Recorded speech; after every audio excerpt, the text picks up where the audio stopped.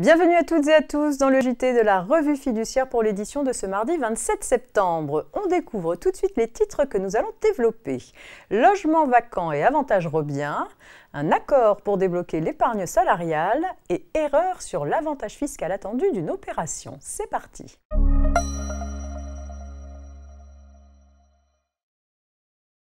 Les particuliers ayant investi dans l'immobilier locatif dans le cadre du dispositif Robien peuvent déduire de leur revenu foncier l'amortissement du bien acquis sous réserve notamment du respect d'un engagement de location d'au moins 9 ans.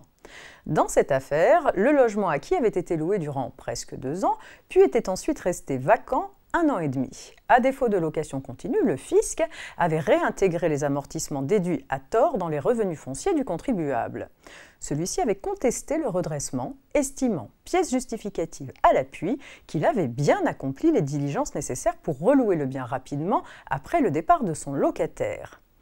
Les juges lui ont donné raison. L'attestation de la responsable de l'agence chargée de la location de son appartement apportait bien la preuve qui incombait au propriétaire, même si le bien n'avait été reloué qu'après une longue période du fait de sa localisation géographique.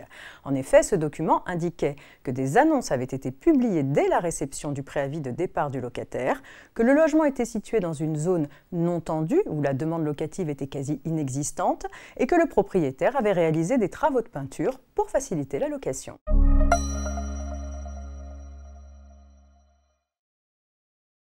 La loi pouvoir d'achat du 16 août 2022 autorise le déblocage anticipé de l'épargne salariale à hauteur de 10 000 € pour financer l'achat de biens ou la fourniture de prestations de services.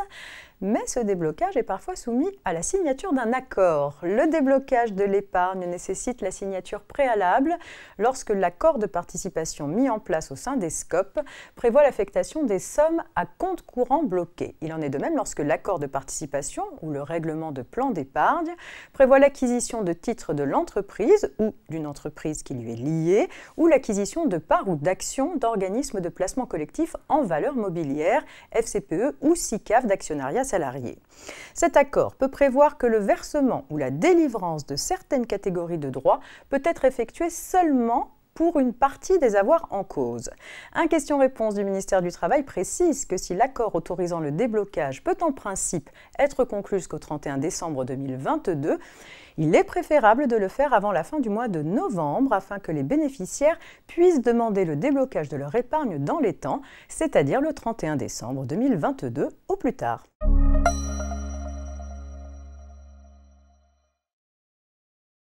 Vie des affaires pour terminer.